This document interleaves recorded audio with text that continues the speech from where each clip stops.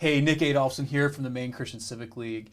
I'm here today with Joel Furrow from the Cellar. He's the executive director of the organization with locations in Lewiston and Portland. And we're just going to talk to Joel a little bit, like we typically do, about what ministry looks like in the tough cultural context here in the state of Maine. So Joel, welcome. Thanks for having me. Great to have you here. So first of all, tell us a little bit first about the Cellar. And then I want to know about your journey, kind of where you started in ministry, kind of what your calling was, and how you ended up at the Cellar. Sure, yeah. So the Cellar is we're a Christian community center. We're located in Portland and Lewiston, as you mentioned, and I've been around since 1984. So our story is a little interesting.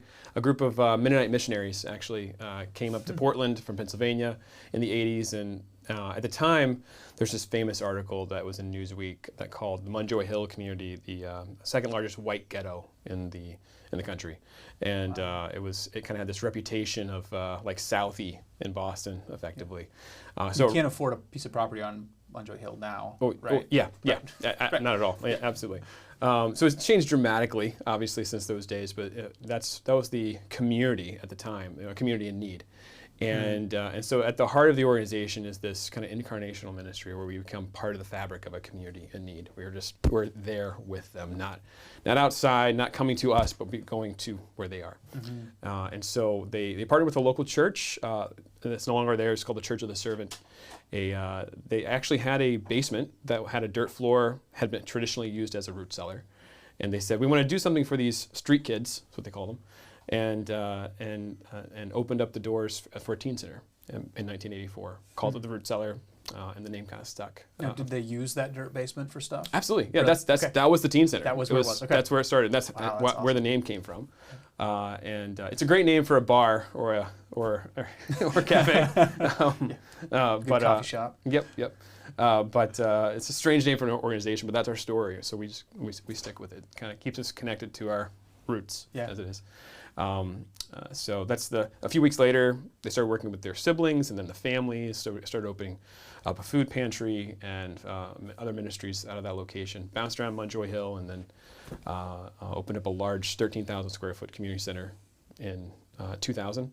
And then in 2009, opened up the Cellar in Lewiston. So again, moving into a community, the Tree Streets neighborhood of Lewiston, Maine, a community in need and becoming part of it. Now, are you at the same location in Portland that you started in 2000? So same neighborhood, same community? Yeah, I mean, that neighborhood has changed drastically over the years. I mean, as you mentioned, you can't afford property there if you're, unless you're very wealthy, in most cases. But there's still a need within the city.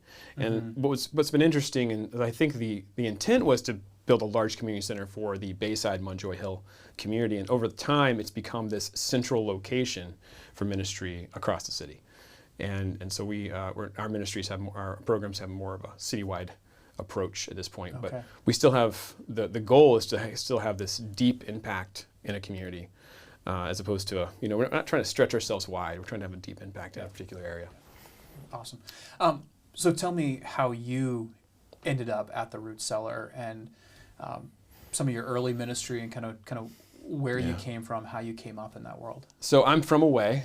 I have to always confess that to the Mainers. But we confirmed this earlier, not from Connecticut. I'm not from Connecticut. Not from New York City. Not from New York. New Jersey. Okay. Yeah. I think that's the only. I don't know if that's better or worse. I'm from the South, and so I've been up in Maine for 12, almost 13 years now.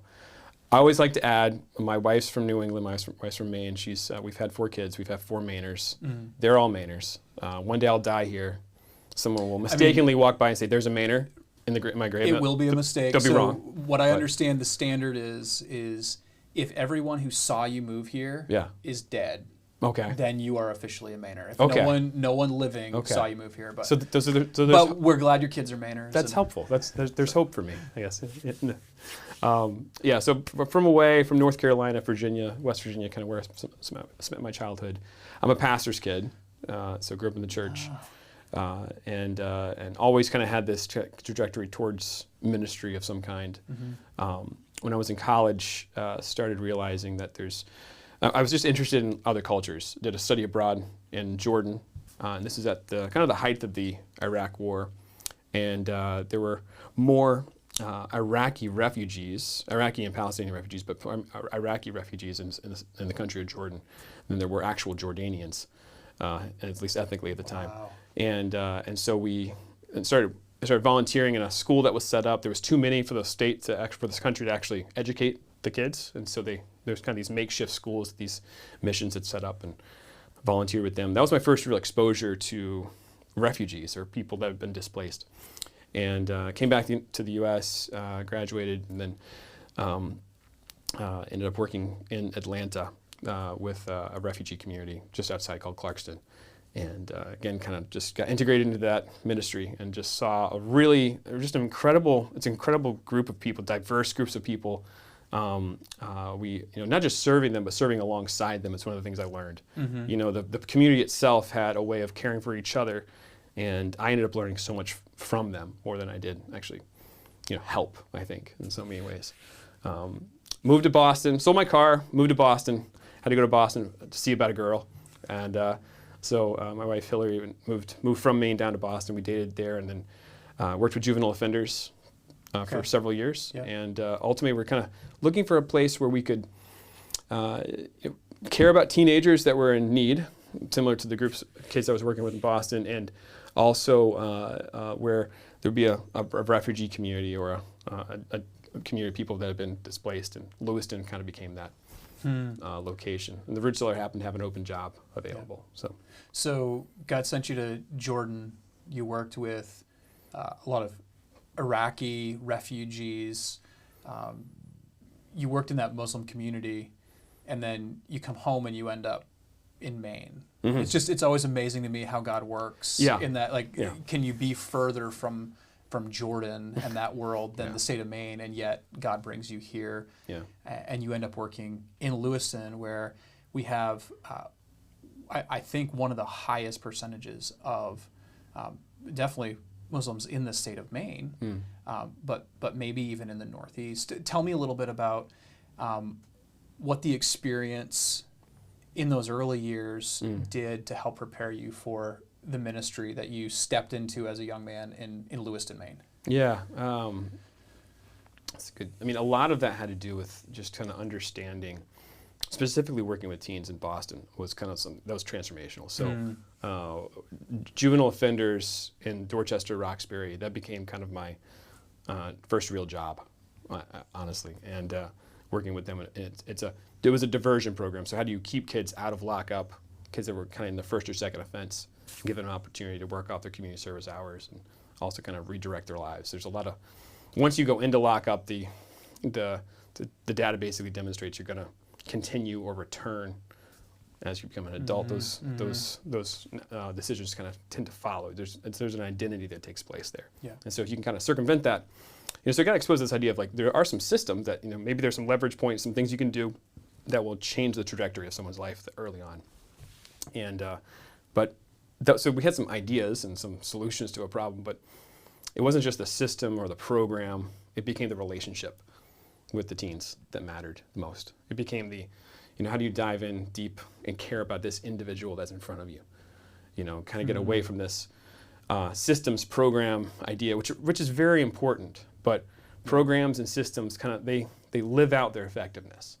The thing that actually trumps all of those issues has to do with relationship. Is that kid going to trust you in a moment of need? And that takes time to develop. And I learned that from those teens in a lot of ways, more than I came in with that idea. I learned that along the way with them. They taught it to you, essentially. And we're talking about, I'm coming in with this white kid from the South running a juvenile offender program in Dorchester and Roxbury. Most of my kids were from Caribbean, most of the Caribbean islands, African American, and so there's a variety of kind of cultural differences that we're navigating together. And so as much as I was trying to meet them where they're at, they had to return that favor, right, and be gracious to me. Yeah, and so that was, I just gained a lot of understanding and respect for how cultural differences can create barriers, but also just leaning into them can, create bridges. And Right. sometimes those Right. are just that creates those relationships that actually change the trajectory of somebody's future. And in our context, it was kind of like, okay, it's not God's will that they continue to, that they end up in lockup. That there's actually a higher calling on their lives. There's a deeper love a deeper truth than they committed a crime going on. There's a deep truth that God loves them. That doesn't have to be their identity. Right. Their identity can be in Christ. Right. Yeah. Yeah. And, yeah. And that's where that definitely shifted things for me. And so it became about relationship. So you walked from that world into an organization that, as you said earlier, was designed to kind of become part of the fabric of the community, which, of course, if you're going to become the fabric of the community, you're involved in people's lives and in relationship. And I think in our political context, in our world, we like to redefine terms, right? And in the media, we like to redefine terms. And I think back to, not to bring up a sore subject with people, but I think back to the COVID years and the redefinition that happened of like the word love. And I worked in the welfare space over at the Department of Health and Human Services, and the redefinition of what the word compassion means and things like that. And so to me, that's such a strong, almost antidote to that. Any redefinition, no, compassion is when you're pouring your life into relationship with folks, and you're helping see transformation through that. Can you tell me, and I want to get into a little more of the detail of what you do in the community center at the Root Cellar, but would you tell us a story that illustrates maybe a time where you saw transformation really happen in a kid or in a family because of the work you're doing at the Root Cellar, because of that relationship that exists? Yeah. When people ask for transformation stories, a lot of times and I think it's a great question, right? But like a lot of times they're looking for some. It doesn't have to be a great question either. That's all right. No, it's not. It's not a bad question. It's not. And it's understandable.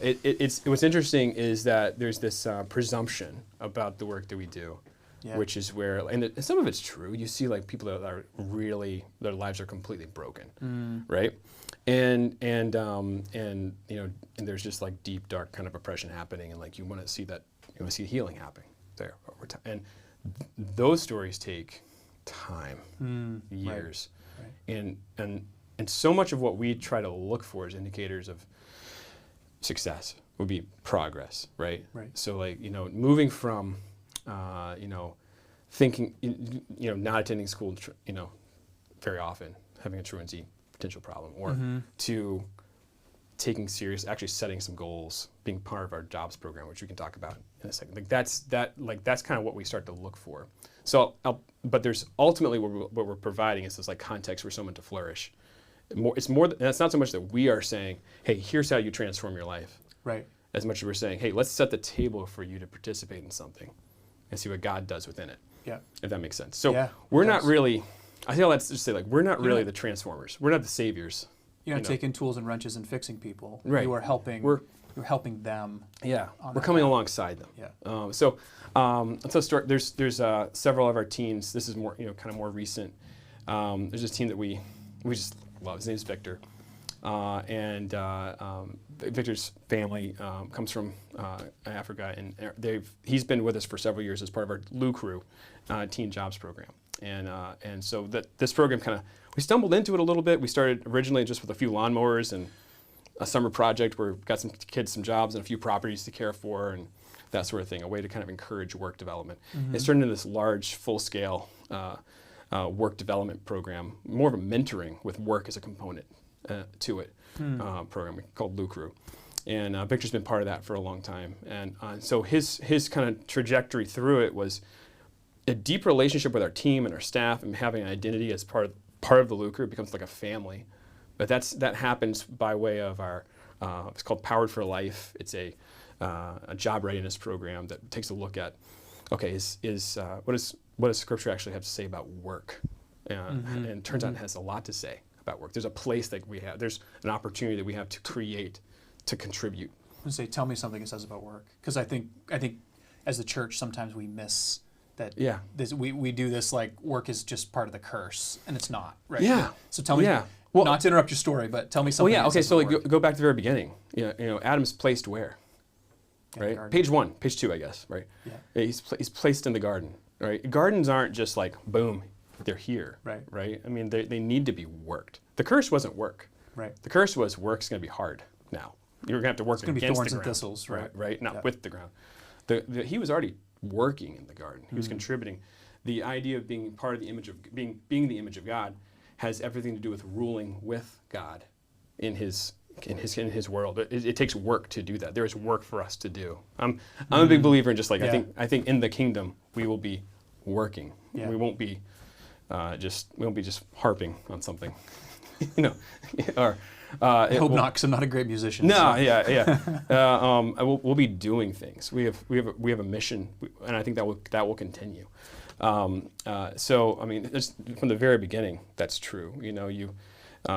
Jesus invites us into His work of redeeming, of restoring all things. Right. That's what this mission's about, and that's what His mission's about. And so that requires activity and work. We're meant to work. He's got parables that we utilize to kind of introduce this idea within that curriculum of the manager or I'm going to butcher this now. I didn't prep for it.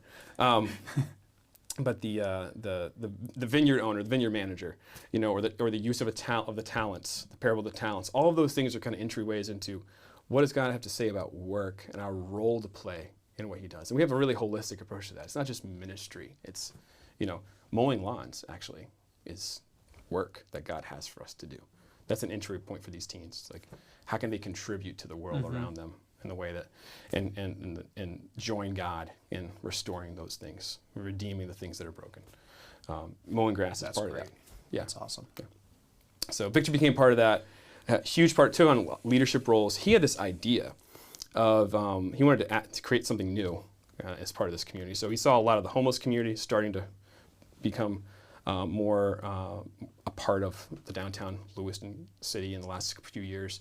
And he said, what can we do as teens? What can we do? And so they came up with this idea in the summer of opening up a coffee shop that served breakfast sandwiches and real like espresso coffee drinks, and kind of creating a nice space. When they called it Common Grounds, and they wanted to be not just for those who were in need, but also just like where anyone could come and be part of it.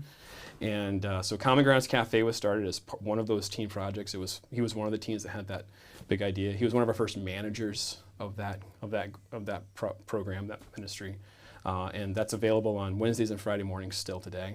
In the wintertime, it's become really kind of a informal warming center for our the unhoused community, and it's kind of an outpost of ministry. In the summertime, our teens will still run it. And so that's an area where we've got a team that kind of comes alongside us, joins in what we're doing, and then ends up taking leadership. And then finds his first job outside of the organization. Actually ended up working at Starbucks at Target in Auburn for a while, and has held a few other positions. So that's a team that's part of the downtown neighborhood that wants to work, wants to contribute, wants to join into a community, sees what God's given him, and wants to share it with others. That's what success looks like. That's incredible. Yeah. So tell me more about some of the programs that you all run at the Root Cellar. Some of the things you do for, or maybe more with, the young people that come in through your doors. So our largest program is actually our English language learning program for adults. At this point. Okay. So we don't only serve teens. That's teens and kids have always been a big bedrock part of what we do. We have an after-school mentoring program in both locations for elementary students and teenagers, and then a very large English language learning program. We've been doing that for the better part of a decade, but it's the last 3 years, it's just exploded. We had 140 English students in 2022, 23, and that jumped up to over 1,124 this past year. It was 1,300, over 1,300. That we were serving across multiple levels of English. It's almost entirely volunteer run. We have a few staff members that coordinate the volunteer teachers and also teach. But these are full classes. We've got a few trained teachers in each location that are kind of anchoring our curriculum development and helping us with design that side of it. But it's just a beautiful community of people learning English together from literally all over the planet at this point, and right in Lewiston and Portland, Maine. Wow. Yeah. Wow. So you got the English learning, the English language learning. You have the work programs, after school programs for kids also. Yep. How many people typically do you serve in a given year? Between all those, we also have a food program that we call Neighborhood Food Shares. Yeah. We'll serve 6,500 individuals in the course of a year. Wow. Yeah. Wow. And that's both locations? That's both locations. Yeah. Okay. 2/3 of that right now would be, well, actually, that's not, this past year it was like 60-40. 60% of that would be our Lewiston location. And, Okay. and then Okay. 40% Portland. Yeah. So the Christian Civic League is engaged in what goes on in the State House. Sure. And representing, our goal is to represent from a biblical standpoint Yeah. perspectives on policy inside that building. Yeah.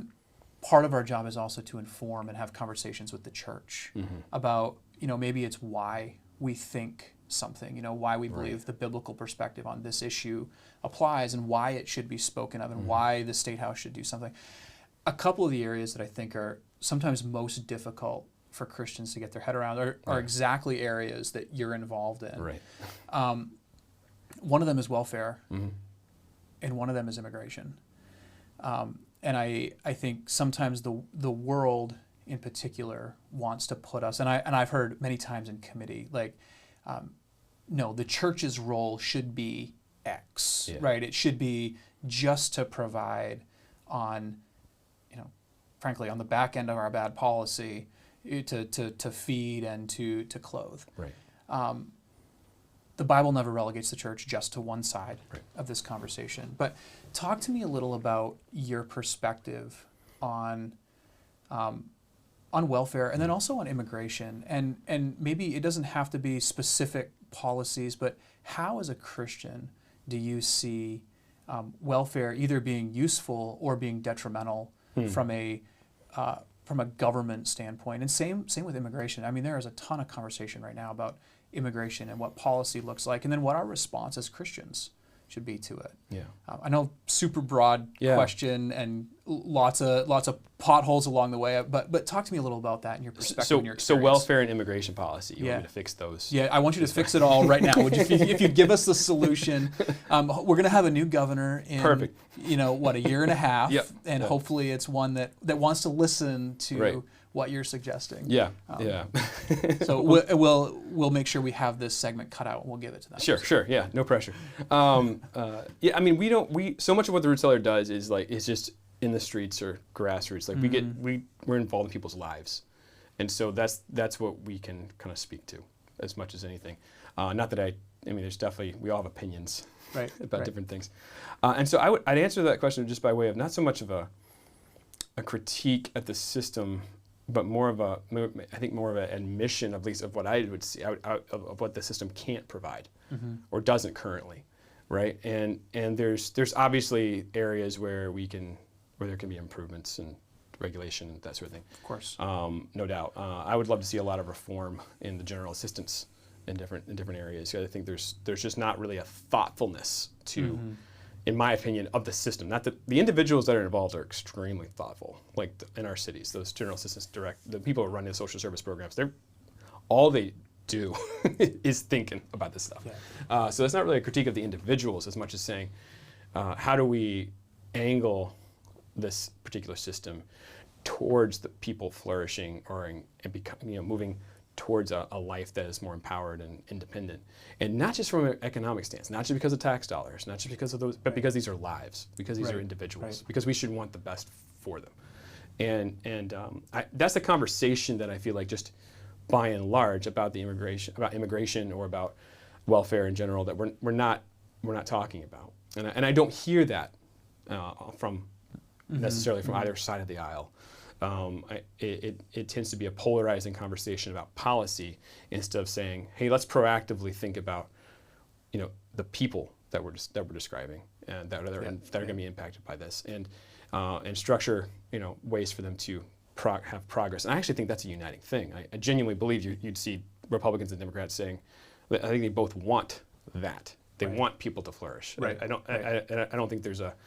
We're starting out with the same objective here. Yeah. Really. Right. Right. That's the problem we should be solving. Yeah. Now there'll be the devil in details and Of course. yelling and Right. screaming and Right. all that and gnashing of Now- teeth. But that's in terms of that's definitely one of the things that I'd love to see happen. It's kind of angling towards that objective. You said earlier, you talked about the importance of relationship in the juvenile justice system in one of your early jobs. Yeah. And that's something that is, I would say, often hard, often probably impossible for government to provide, right, is the relationship. So Yeah. is there a division point where it's like government can only help and come just so far, and then it has to be real and it has to be relationships and it has to be people walking alongside? Is there like a clear delineation there? Where does the government's role stop and our role start Yeah, that's a good question. as the church and as believers? Well, I think the church's role really should just be should be in all of that. From our perspective, to me, the thing that we kind of structured our lives around, the reason I'm part of the Root Cellar, at this point, is because we believe that the greatest opportunity we have is actually with that individual, or the on the ground presence is what actually I see create transformation, create change in people's lives. Yeah. And that does require that you're walking with people in the midst of things. When we don't typically talk about immigration policy, at our staff meetings or that sort of thing, even though it's a hot topic today, right? What we talk about is the person who happens to be an immigrant that's in front of us or that's part of our team. How do we come alongside this individual in their time of need? And I think if the church was in deeper relationship with those who are in need, there's this, and this was kind of written into our policies as an organization back in the day. There's an interesting assumption that was built into some of our processes, which was the outsider, and we've changed this since then, but the outsider, meaning the church member from outside the downtown, was considered a volunteer of the Root Cellar, and that's how we would talk about them, and they would come in to help the unchurched person in need that was poor, that was downtown. And it was kind of this savior complex, Messiah complex, quite frankly, of hey, come in and fix people. Yeah. And so often I see that happening from both churches or from, and also the state. There's kind of this, hey, we're going to come in, we're going to fix it with our philosophy. And what you actually see in the person of Jesus isn't coming in and fixing us. He comes in and says, hey, follow me. He walks with us. And he shows us how to live over years. And I always like to remind people he had 12 guys and he kind of lost one. Even it wasn't this huge massive number.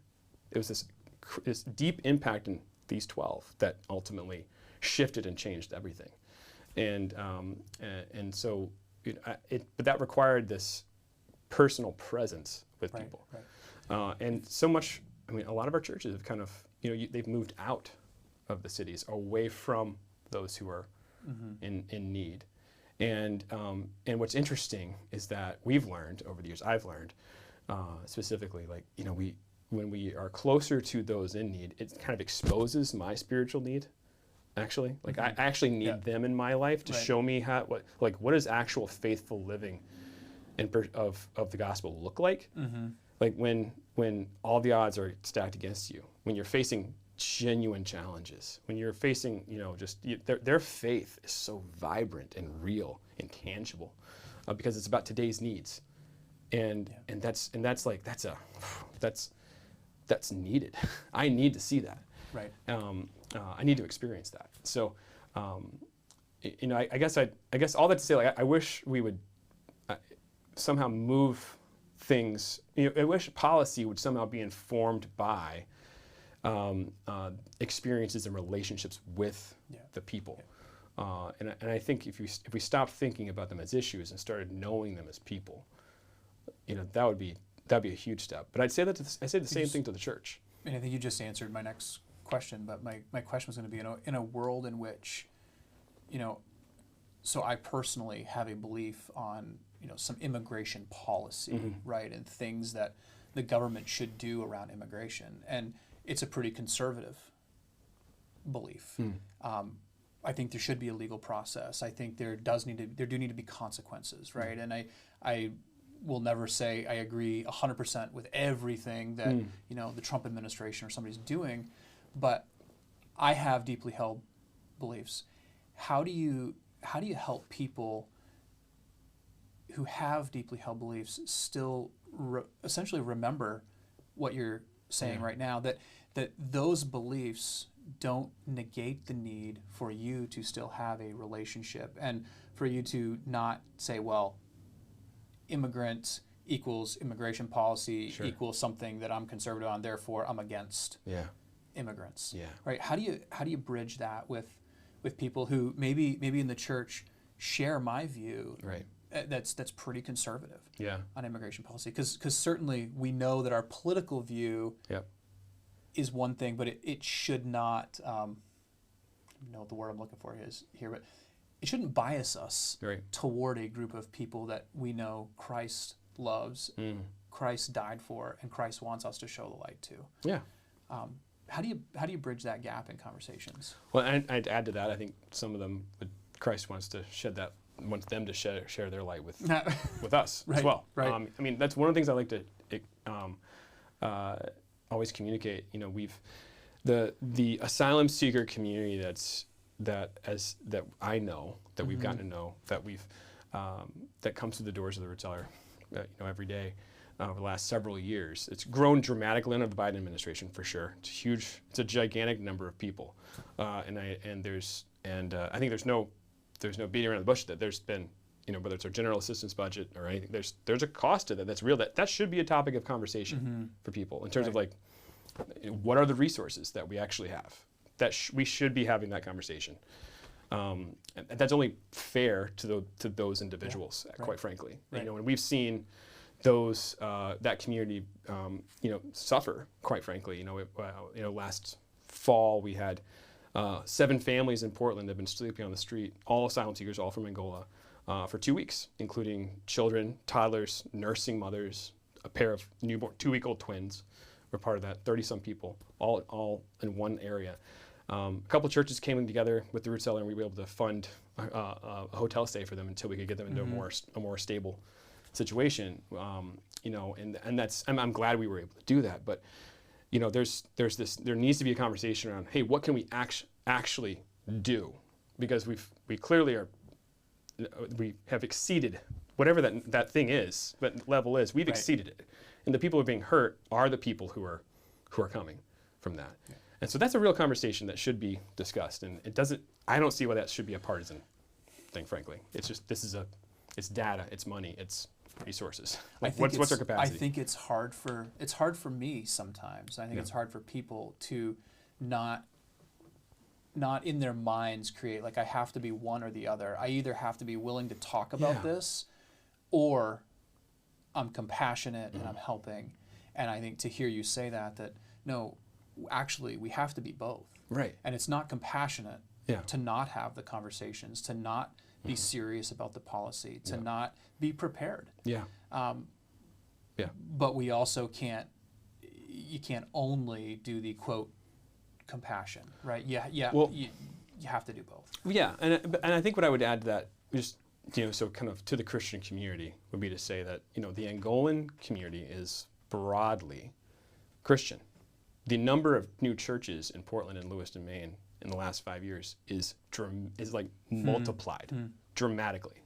There's this church planting in Maine. It's kind of a catchy thing in other places. Well, if you come from the South. If you come from the South, that's what's been successful has been what we've actually seen happen. These churches are springing up all over the place. Like and it's Angolan, Congolese, Rwanda. These are incredibly faithful communities, right? So do they come as refugees or to be missionaries to us? Because sounds like what's God doing? Maybe, right. So what should our immigration policy be is a great question. Also, what's God doing? Right now in the state of Maine, like that's and if you feel tension there, I think that's okay. Like lean into that. It's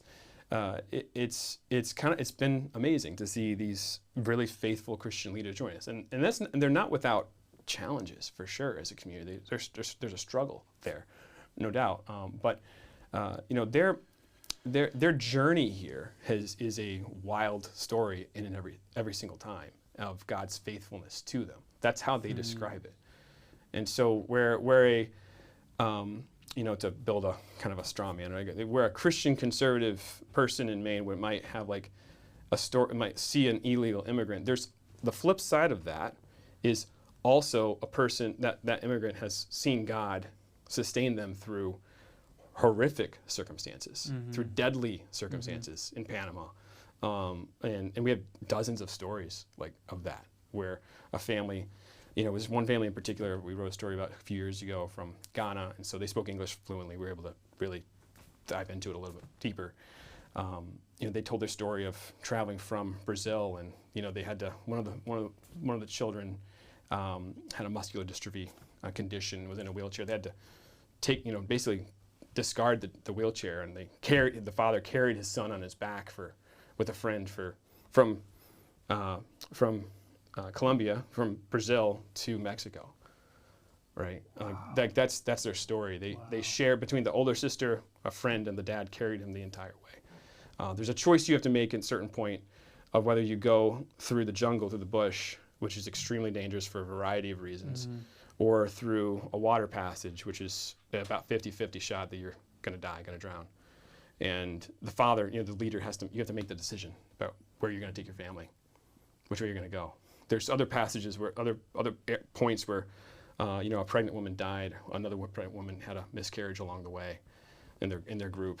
They talk about the person, their guide, he was a good guide, meaning that he was not he was helping to move them from point A to point B, but he was a good guy. He was caring for them along the way, as opposed to, you don't always get a good guide. You get some traffickers that will take advantage of you, or that's other stories people have. And and then they get to the United States, and they're able to, they now have like safety, like along the way, and they're stories of God providing safety for them. These are our brothers and sisters in the faith. Yeah. Like you want to learn about, what does the Holy Spirit's protection look like? I don't think about that very. I'm thinking about those issues very often. I've never put my wife and children I've never had to navigate, a deathly situation, right? A deadly situation with my wife and children. They have those stories, and sadly in droves, but then their faith is very tangible too. And so how do you reconcile those things? The way you reconcile those things is through relationship with them and loving them, welcoming them into your life. Yeah. Now what should our policy be? So I don't know, but let's start there. Right. Right. And that's to me that's a way of starting where Scripture does. Treat the foreigner among you as your native born, is what Leviticus says. Yeah. For you were once foreigners in Egypt. There's a reminder that we're connected to that, and that's not to say, just the extra statement that's absolutely accurate that the systems that have been in place for years are not detrimental. I think they've been horrifically, dangerous, and it's been unwise. It's been misuse of it's poor leadership. All of that's true. Yeah. But that doesn't change my approach to the person that's in front of us that we meet. Right. Right. And so I start with those stories to answer your question, and then I'd say hey, come and see. Yeah. Meet these individuals. Yeah. Meet these people. And what you find, just to the conservative Christian crowd, what you'll find is you're going to have a lot more in common with these individuals than you think. So much more in common. I mean, incredible high family values. They love their children, and just the same way we do. It's there's a devotion to the faith that's you're going to be encouraged by to their community. They're just incredible people, and we're blessed to know them. That's awesome. Like I said, it's a tough thing as you work in the state house, or you work in politics, to figure out, how do you navigate those conversations? Yeah. And welfare is not dissimilar, right? I have this, having worked at the Department of Health and Human Services, kind of witnessed this world in which we perpetuate instead of instead of pulling out and setting on a pathway, we perpetuate a problem of poverty. And I've kept you here a long time already, and so I don't need you to wax eloquent on welfare policy, though I know you have some, I think, very good perspectives. But can I ask you, Joel, from the position you sit in, and I know you're very well versed in what's going on politically in our state and in our country, and you care deeply about it. From where I sit at the Christian Civic League, I consider the role we have to help engage and inform the church, because I believe what happens inside that building, inside the State House, is spiritual in nature, and that it has a significant impact on our people, whether it's people in poverty or whether it's people in the middle class or in the upper class. It has a significant impact on our people, on our families, on the health of our state. And I want to help our churches see as smooth a path as possible to being part of the solutions there, to being and understand that they have a role. You've seen a lot of the kind of the dark side of poverty, but also of public policy and the impact it can have. What would you tell our churches if you could give them a message from the world of the root cellar, from the families that you encounter every single day? What's the message you'd want to give our churches? That's a good question. I guess I'd go back to the way following Jesus, to me, like if you kind of examine what you're doing as a congregation, right? As a family of believers that are doing their best to follow Jesus, what role do those in need in your community actually have in the life of your church, whether it's your church budget or the mission? A lot of churches have missions budgets. How much are you sending overseas, and how much are you spending time in your own backyard or in your own downtown? How many people in your congregation would be part of that community that would be in need? And if they're not there, the question is like, well, why not? They're not too hard to reach, and I think that's one of the things that people talk about. They kind of they get overwhelmed, which is just, to speak like theologically about it, just like, it's a pretty limiting belief. You're allowed to here. Yeah. That's a pretty limiting belief on the gospel, I'd say. Yeah. Like on like the goodness of Jesus, as if it's downtown Lewiston is just like too difficult, for Jesus.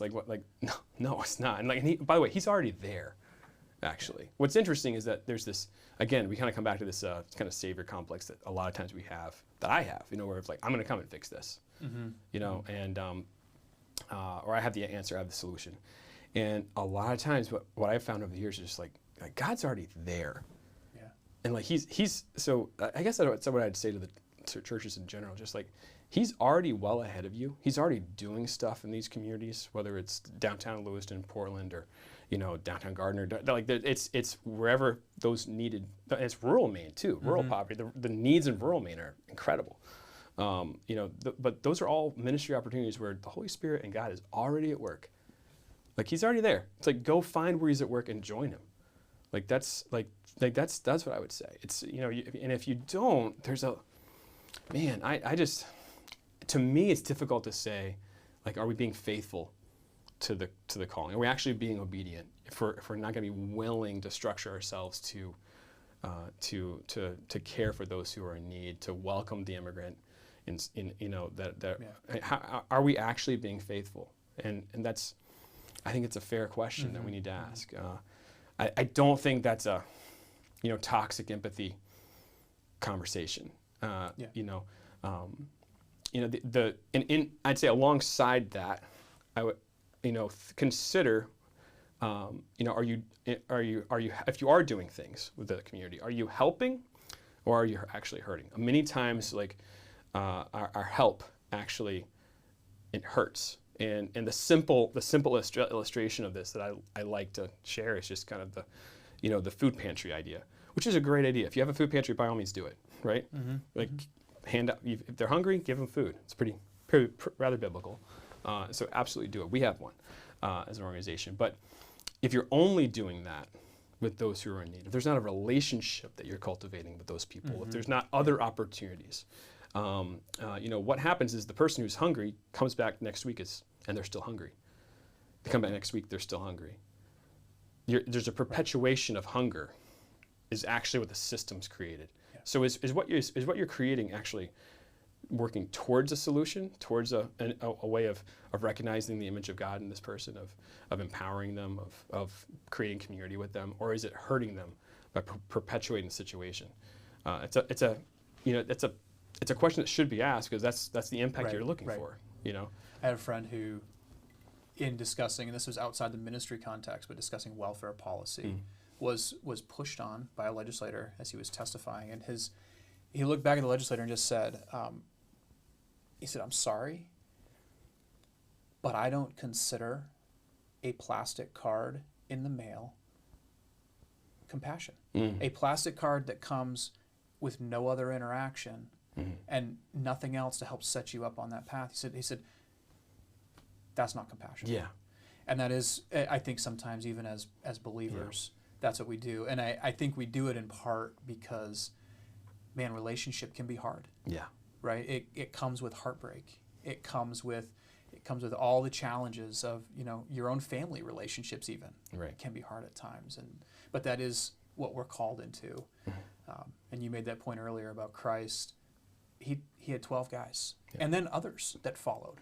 Right, and even in that context, one of them betrayed him. Relationship is hard, but it is what we're called to. I also, in talking about that, you had mentioned it takes time. And I always think back to my kids. My kids are starting out on what I would consider a pretty good foundation. They've got a solid home. They've got a mom and dad who love each other. They eat well. They're being taught from the Word. And God still gives me, 18 plus years, and I still depend on my dad. I still call him. And so if my kids that start out like that require 18 years, why in the world would I expect to minister to somebody for 3 months, tell them all the right things, and expect that the problem's solved? It's just such a reminder for me that the calling isn't this moment in time. It's a lifetime. Absolutely. Yeah. And you don't know what that impact actually is. The juvenile offender program I had in Boston was, 12 weeks long. So there's you got 12 weeks, right? Yeah. Not that now you can't fix anybody, right? That's not, you can't do it. It's impossible anyway. So it's limiting. But you don't know what they're absorbing. You don't know what God's doing. And to hear the stories of what's happened years later from some of these kids has been kind of incredibly encouraging, because He's with them all along the way. Actually, it's being faithful in those moments, I think, in many cases, is the work to do. Well, and as we close, I just want to reiterate what you said, too, about God's already working. And I feel almost dumb that this hit me the way it did a couple of weeks ago, because I'm a pastor's kid, too, right? I've grown up in the church and grown up doing ministry. I know, we have a lot in common here. It hit me in a way it hadn't before. And in politics in Maine, if you're a conservative, it feels like there's no hope, right? And I just had this, but wait a minute. We're the ones that bring the hope. We're supposed to bring the hope. We bring the light. We should be bringing the light of Christ into every room. And not always easy, and sometimes it's going to be twisted, and it's going to be taken out of context or taken the wrong way. But we're to bring the light of Christ into the room. And then I just had this. The church is the single most resourced, the single most powerful organization in existence on this earth. And yet we live like we're beaten down. We live like we're the underdog. We live like we're defeated already. And part of that is because I think we've stopped looking for God to work, and we've put it on our shoulders. It's that the story of the gospel is the sin. God took the sin of the world and placed it on Christ's shoulders, and yet we like to reach over and take it back and I'm going to carry this one around for a while, and I'm going to be burdened by this sin for a while. And it's the antithesis of the gospel, right? He came for that. We just got to get with Him. I mean, I've experienced a lot over the years. So I've been with the Root Cellar for 13 years now, and consistently, we get invited in some really cool meetings. Sometimes civic, citywide type of things. There was Lewiston got a large HUD grant. We were able to. We didn't get any funding from that, but it was state funding's not, federal funding's not really our thing. But we were part of we helped along the way and did some work with them on that. So it puts us into some interesting conversations at the table, and consistently, I kind of find myself as the only person kind of in any way representing, I guess a Christian perspective. I think there's other Christians there many times, but there's the only person that's kind of in that official capacity. And there's not churches or pastors, and they all have. This isn't throwing shade at them. They're busy. Sure, right. But I've kind of realized recently that I used to think kind of along the same lines of should we be part of this or should we not? Should we be spending my time doing something else? Should we, why am I the only one here? Maybe I'm missing something. And no, actually, this is as Christians. These are Christian leaders. This is actually our rightful place. We have something to offer. Mm-hmm. These churches, other Christian, you actually have something incredible to offer. Like there's a sacredness or a rightful place that we should be holding civically in these communities. Well, and I say all across it. I don't say that from go defend the faith, see them as enemies, or not. Like that's not it. That's not been my experience. A lot of these, they're my friends, my peers. I enjoy working with them, but it's our role that we get to play, and a lot of our churches again have kind of gone outside of that. Come to the suburbs of town to our church service on Sunday morning. What if we actually said, let's go to City Hall, be part of the work of the city. And Christ has come to restore all things, is what Scripture points towards. And he desires to partner with us in order to accomplish that work. He didn't just show up to wave his hand and make it all restored. Right. It was like, hey, join me in this, and that's our rightful place. We should go there boldly and with love and compassion and humility. Well, Joel, thank you so much for the conversation today. If people want to learn more about the Root Cellar, tell us where they can go.